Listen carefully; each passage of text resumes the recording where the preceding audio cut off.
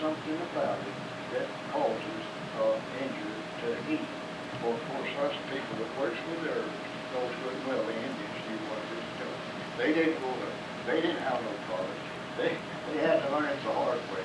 And therefore, they knew what it would do, and that's where it called it homicide. Now, this one here is sourwood. And the reason we bring this around, a lot, of course, we may not have no hunters here now, but some may be out on a picnic or something. You don't have your roll aids, but don't have anything for a sour stomach. Just pick off these leaves and chew it, and it tastes like a pickle. And by God, swallow it, we're spending over stomach. And in the wintertime, just peel the bark off of the tree and chew it, and does the same thing. And that's the reason we bring it around. It used to be you could buy the tincture in the drugstore and take it. Mr. Kickenball down in Pollard's Bend a number of years ago, he lived to be nearly 100 years old. And if his son hadn't run him off from where he lived, he'd be living today, I guess. But anyway, he said, Tommy, do you know what sourwood is? And I said, well, sure, Mr. Kickenball, don't you know? He said, no, my gosh, I forgot. But he said, my stomach just burns me up. He said, I don't like to take no away.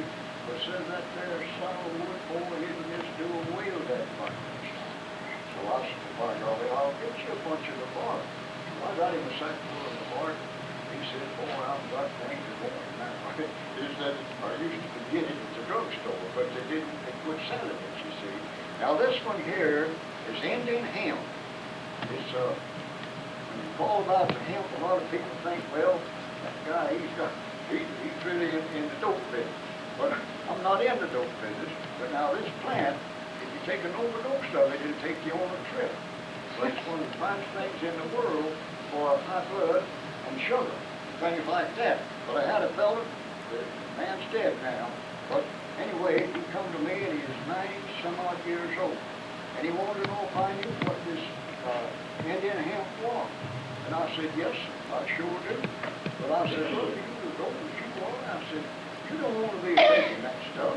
He said, well, I got a book and they said it's the finest thing for high blood in the world. I said, well, my gosh, you might go to the cemetery too. He said, well, I've got to find it. Well, I went down on the highway and dug him up. But he goes on about 2 or 3 nights without a phone call. He said, hey, how did you tell me to take this? I said, no, I didn't tell you to take it. But I said, I told you if you did take it, to not take over a teaspoonful of it over. Well, he said, no, I don't. And then he went on and we do 2 or 3 days. He come and told me what happened. He says, you know, I want to get and make that tea. And he'd been taking yellow root tea and other kinds of tea, you know.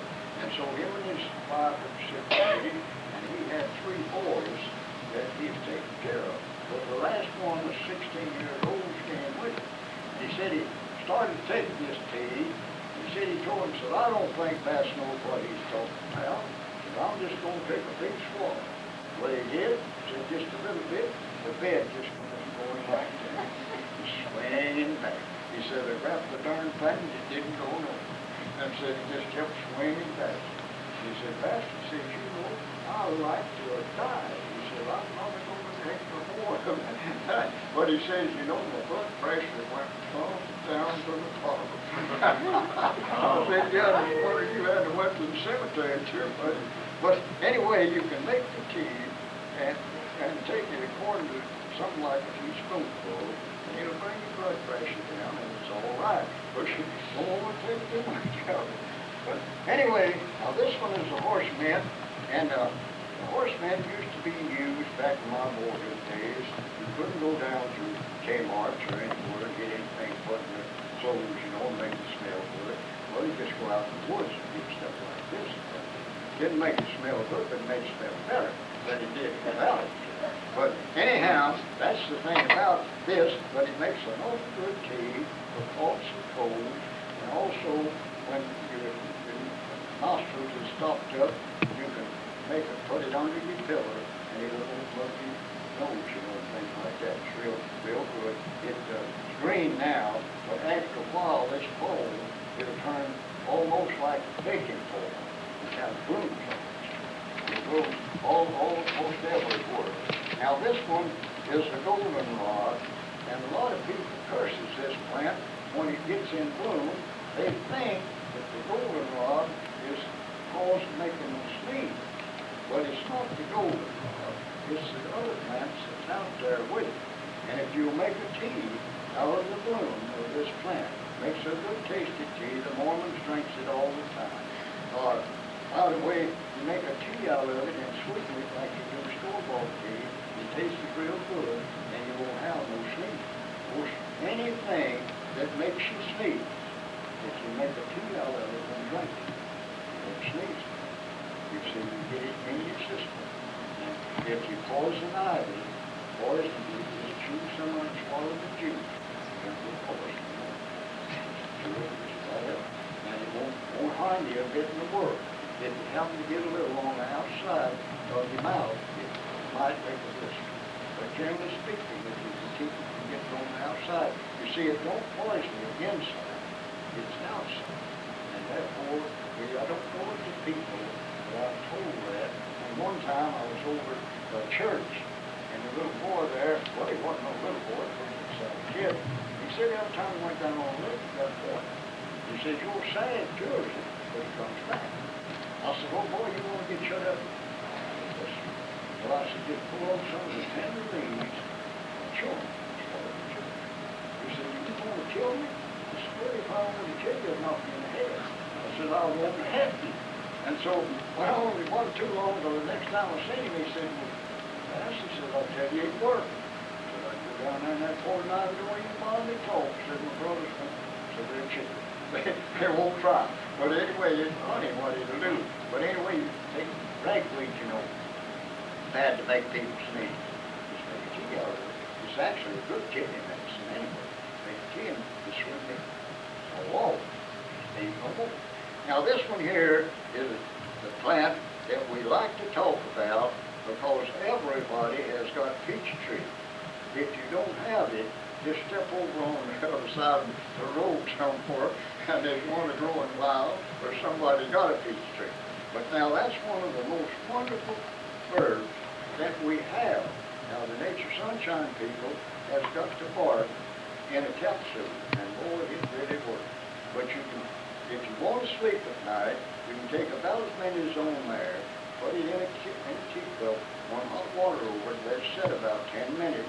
Put sugar in it or honey, whatever you want to, and drink it. It's filler ready, you're going to get sleepy. And if your kidneys bothers you, just drink a cup at night and one in the morning. And we take expected mothers, all they have to do is drink a cup at night and one in the morning. No more than one in sickness. Kills a graveyard dead. What I mean, it just don't happen. It's wonderful what it will do. And back in the slave days, Dr. Phil, not Dr. Phil Boss, but Dr. Quillen of Duke University, he was the head doctor there at that time. He had a book that was published here in Alabama.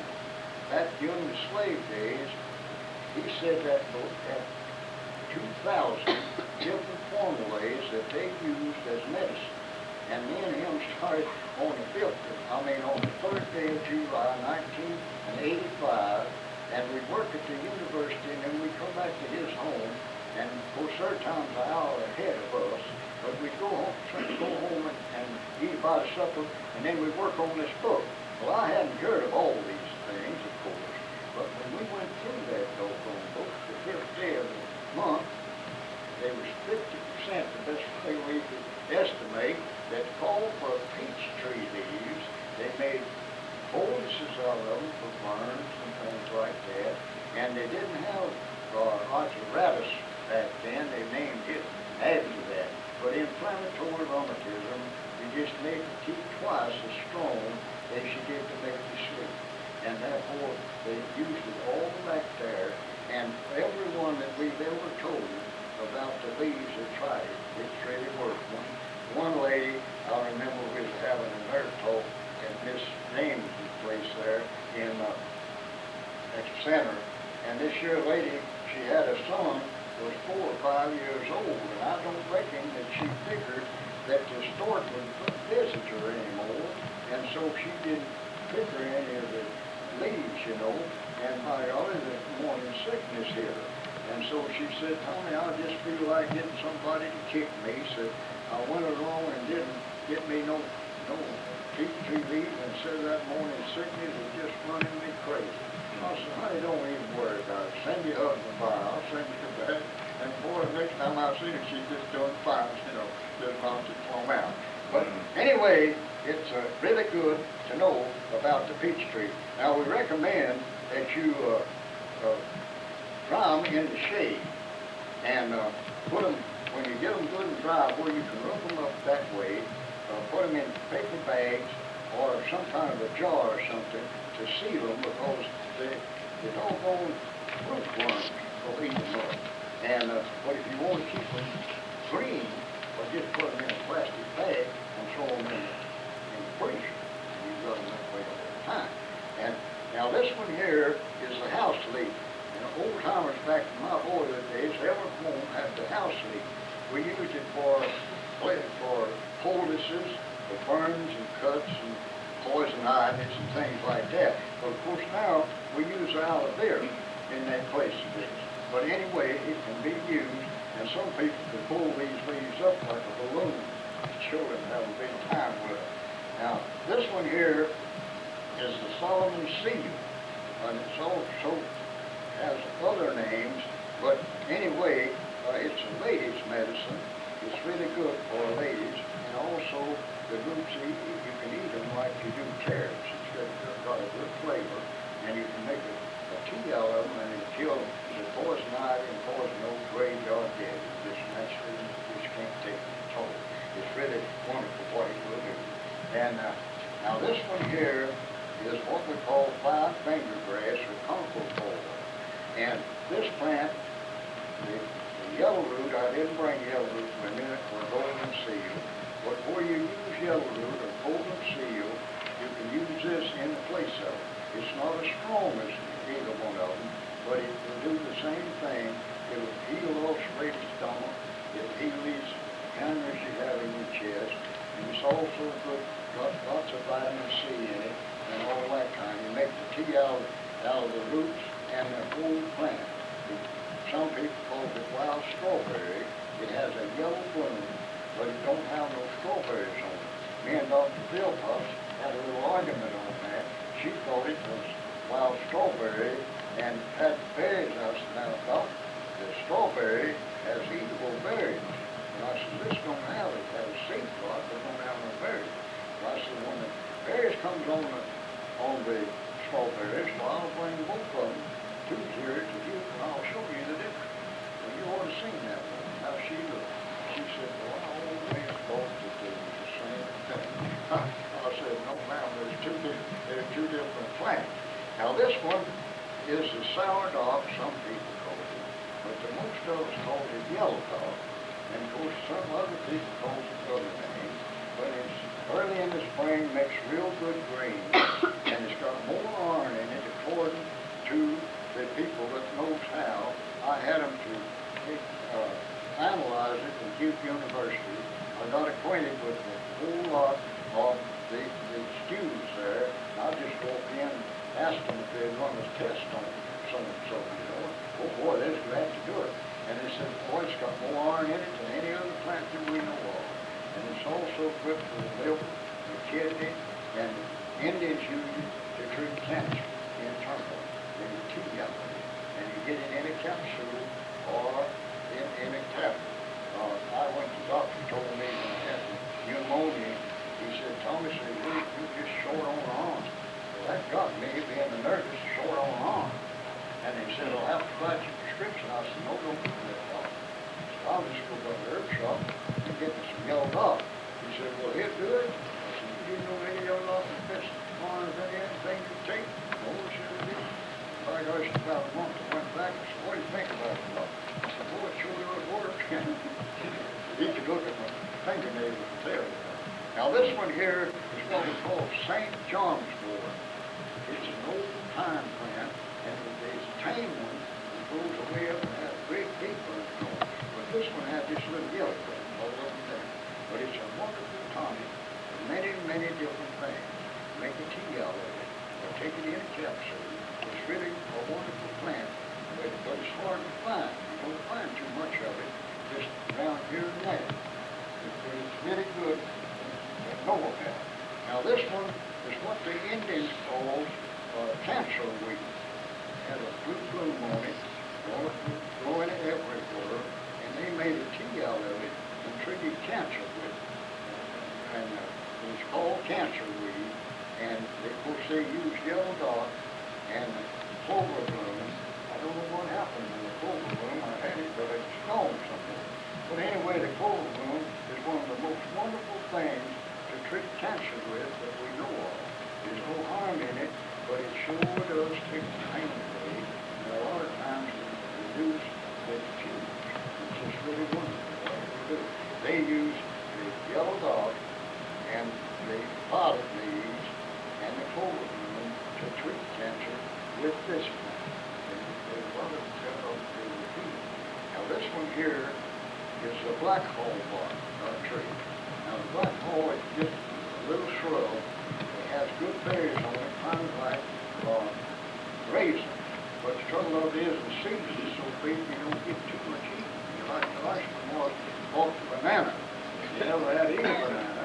And so we eat the rind and throw the banana away. But his buddy said, hey, Pat, said, what do you think about the banana? He said, basically, it's all right, but it's got too much cob. So that's the thing says the seeds in these things are just not real good. But anyway, when I was a boy, I had to trap to get something to buy me a pair of shoes. Well, my gosh, I'd be out in the woods and didn't have no lunch or anything, and I just eat the stone, eat doggone wrestling. But it's actually a lady's medicine, but you can use for men too. But you use the bark of the tree or the root. It's really wonderful what you do with it. It brings $1.25 a pound on the month. It's really nice plant. Now this one is what the Indians call heel ball. It has a pretty bloom on it, kind of shaped like clover bloom. But the heck of it is, it don't ever bloom all the way around. It's just part of the bloom on this side, and a full bloom on the other. But now they claim that there's not anything that there's no heel. There's a heel or ball heel, is what they call it. And but this is too young to have flowers on it. And now this one is the peppermint, which is a wonderful tonic. Finest thing in the world for sick stomach. You make a tea out of it or put the leaves in ice water and drink it. For sick stomach, it stops you from vomiting. And it makes an awful good tea to drink, sweet to drink. It's really wonderful what it will do. Well, and it's really a good stimulant too. It's really fine. Now this one is the 7-bar, or the hydrogen. And this is a wonderful plant to have. It's good for gallbladder trouble, sugar diabetes, and many rheumatisms, I don't know what all. You can get it in a capsule, or you can make the tea out of the leaves, make the tea out of the flower, or the bark, or the roots. We recommend that you make the tea out of the root because it's stronger than any other part of the plant. But you can get it in a capsule, and it really is fine to take. I take it all. Now this one is the gooseberry.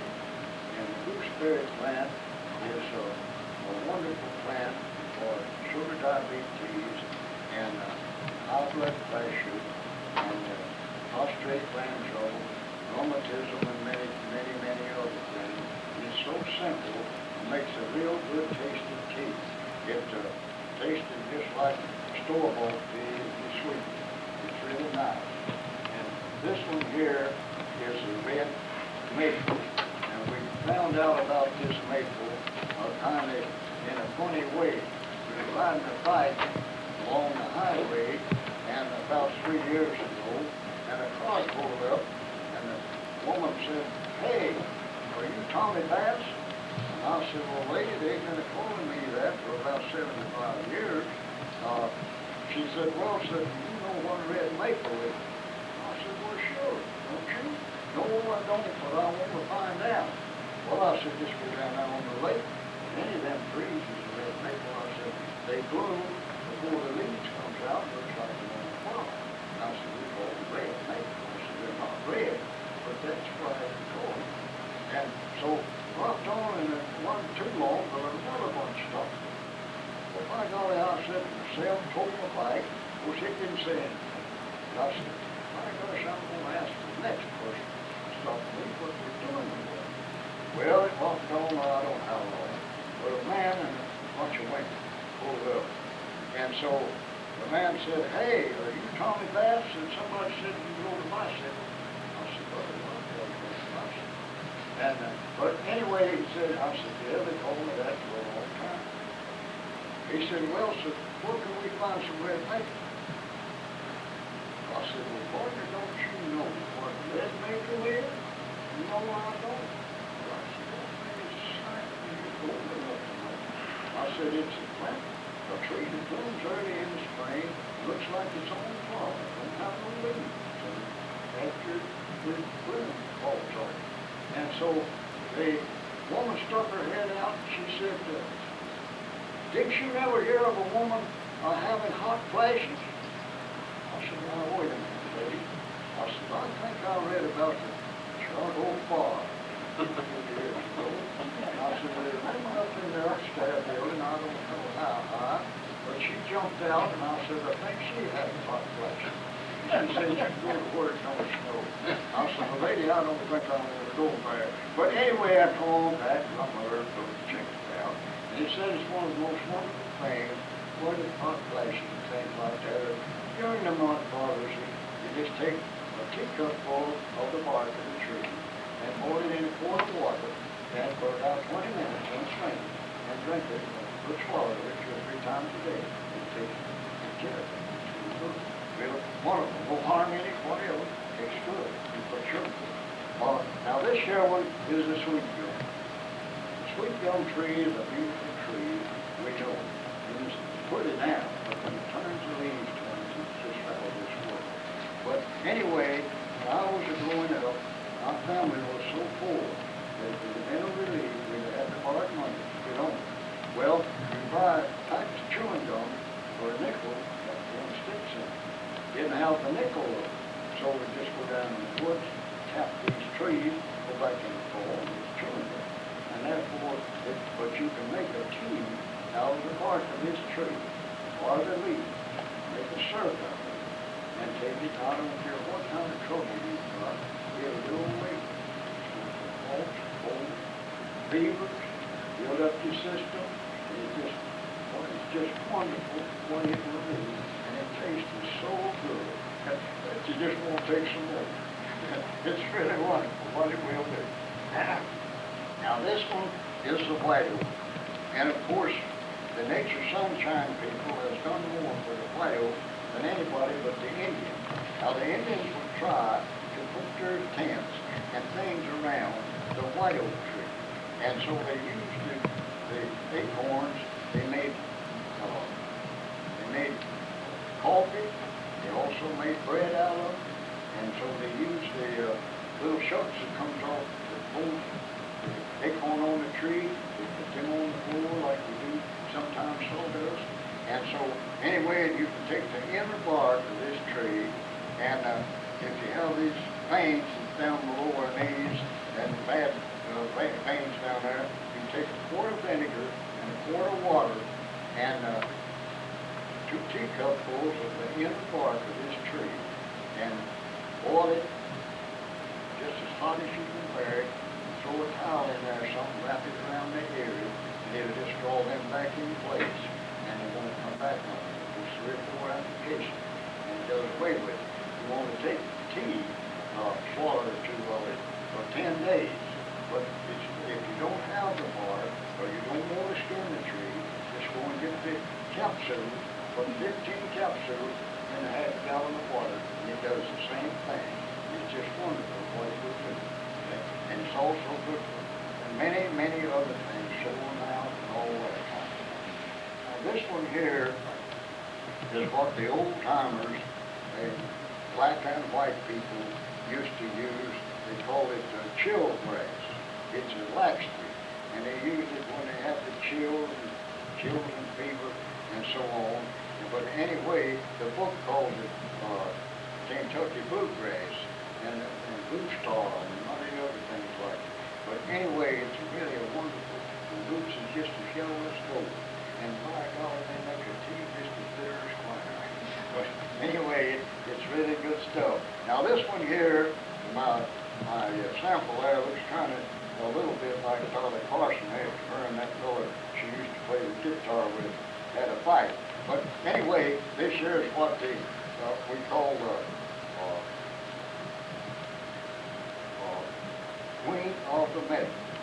And it's one of the finest things in the world with the rheumatism, with the sugar diabetes, with prostrate land trouble. You just name it, and it works. It's just going to make the tea out of the roots of it. And the top is a laxative. Now this one here is a spatial plum. You can't eat the things that hardly, they're so sour.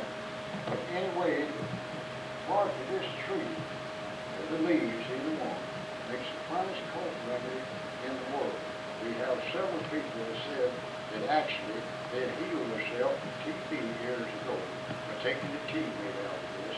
And I have one man that is a retired teacher from Jacksonville, and he's got the asthma, old boy, he's just rough. And he said that's the only tea, syrup made out of that keeps him from having that asthma attack. And he comes and gets it regular, but it bothers him. I don't charge him anything, I just try to get him along, you know. But anyway, it really does do the work. Now this one here, we used to always drink the sassafras tea. Both black and white, we drank it every spring to purify our blood. I wish I had a glass of it now. It's really good.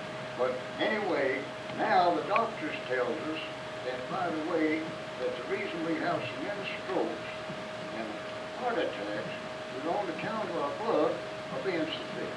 Well, what this does is thin your blood. Now, I can't prove this, but I actually do believe that that's the reason back then days that we didn't have as many of them as we do now, because the blood was thin. But I couldn't say it sure, but I do. In fact, it makes you feel awful good when you take it. Now, this one here is a yam. Can't make a pie out of it. Up north, you know, they call it sweet potato yam. But anyway, this is a wild yam. Grows in the woods, runs up on trees, bushes, and everywhere, and it has seed pods on it that looks like hops. And some people call it wild hops. But anyway, the roots of that is the finest rheumatism medicine in the world. It really does not rheumatism. I'll make a rheumatism medicine, don't do it much. I try to get people to take the RTA and capsule. But anyway, some of them won't take it. Well, I took an Adipist to another and Darcy said, Tom, what in the world did you do to that? This boy said, it really does get that pain. I said, well, I put wild yam in it. He said, boy, just keep putting it in. Sure doesn't work. But anyway, it's really a wonderful tonic all the way around. This one here is a plant that Indians claim that hawthorn, this is hawthorn. You see the leaf on that is like the heart. Well, they believed that anything that was like the heart was good for the heart. And so I take it on account of having heart trouble. And I can kind of have my heart going beating just like I think it ought to. Take a couple of leaves and it just runs like just like a good movie. It's really wonderful what it will do. And it's hawthorn and has eatable berries on it, pretty red berries in the fall. I just spoke where there's two trees up there at home, just small trees, you know. And now this one is the Queen Anne's lace or wild carrot. And this plant here, for anyone that's overweight, take a tea out of it, it takes the weight off just like